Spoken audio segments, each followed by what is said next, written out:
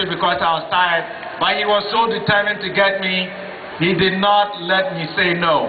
So welcome, Simon, and I appreciate your dedication. Good afternoon, members of Parliament, senators, all of the volunteers, all of the organizers, all of the activists here, and most importantly, you, the people here supporting this rally. I'm Simon Chad with the Rotary International Action Club, or the Interact Club, and I'm head of Semiahmoo Secondary's Interact Save Darfur Committee. Basically, what this committee has done is we've drafted a petition that asks the Canadian government to take a more involved role in Darfur. The petition covers a range of issues in Darfur, from the issue of the International Criminal Court to helicopters to transport aid over dangerous areas to the peacekeeping force. The petition is being circulated around the crowd. I'm sure some of you have already signed it, and if you haven't, I implore you to please look for someone who has a petition and please sign it. Today, we are here to sadly mark 5 years of the ongoing humanitarian crisis in Darfur, and sadder yet, of 5 years of inaction from most governments. A 5-year-old child in Darfur has never known peace for a day in his life. And for 5 years in Darfur, it's more likely for a woman to get raped than for her to learn how to write her own name. For 5 years, world leaders have forgotten about the promise they made to the world of never again after the Rwandan genocide. Today, in a sense, we're here to hold them up to that promise. Now, you're probably asking yourself, what can I do? Well, let me answer that later. But first, let me say that Canada is such a beautiful democracy that this statement will always remain true, that the most powerful political force in this country is the will of the people. And if by writing a letter, signing a petition, calling 1-800-GENOCIDE, you show Prime Minister Harper that the will of the people, the will of his people, is that you want more action in Darfur, I can almost guarantee you that it will happen. It doesn't even have to be a massive number of letters or calls. With the number of people here, that's already a significant amount to bring attention to the issue in Ottawa. If the public speaks, our leaders must listen. That's democracy. And it all starts with our conscience. It all starts with you. So I implore you, for the sake of the people of Darfur, sign a petition, write a letter, call 1-800-GENOCIDE. It can be ordinary people like you and me that save Darfur by just pressuring our leaders to take action. Okay. There are tables where you can write a petition and, there are tables where you can write a letter. Again, the petition is going around, please sign it. But now you may be asking yourself, does it really make a difference? To that, let me answer, look at the difference that's being made with all the people protesting in Tibet. Look at how students were able to get massive companies to divest out of South Africa during apartheid.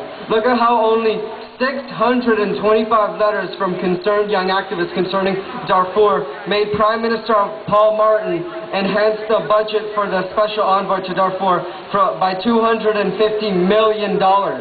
And look at how from just a couple of thousand calls to 1-800-GENOCIDE to the office of Maxime Bernier made him go all the way to Sudan, and he just announced a $256 million plan to help begin peace talks. Sadly, this envoy has since been removed, but it remains true that yes, every call, every signature, every petition, every letter does make a difference. If you do write a letter, mention that the most immediate things that the Harper government must do is first lease a helicopter to the humanitarian aid, different organizations in there, and lease a helicopter to the UN. This is important because Canada does send, like I said, millions of dollars in aid to Darfur every year. But all of this aid is mainly intercepted by rebel groups since Darfur is landlocked.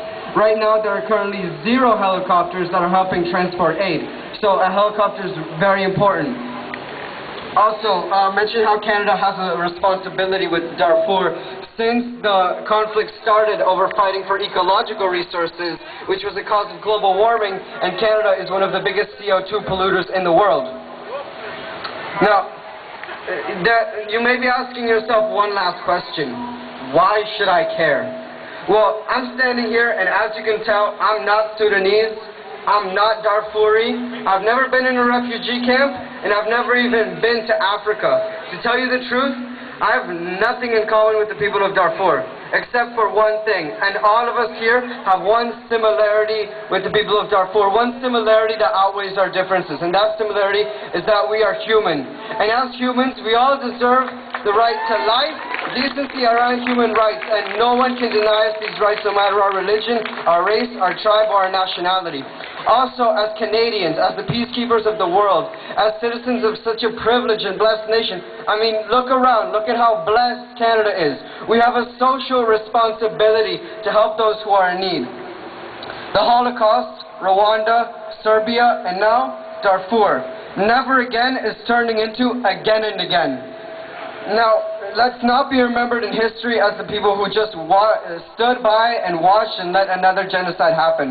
Let's be remembered as the people who pressure their governments and finally help end this conflict. So please, write a letter. Thank you very much for your time, and most importantly, by showing up to this rally, you are showing that you are a part of this world and you care if it rots away. So thank you for caring.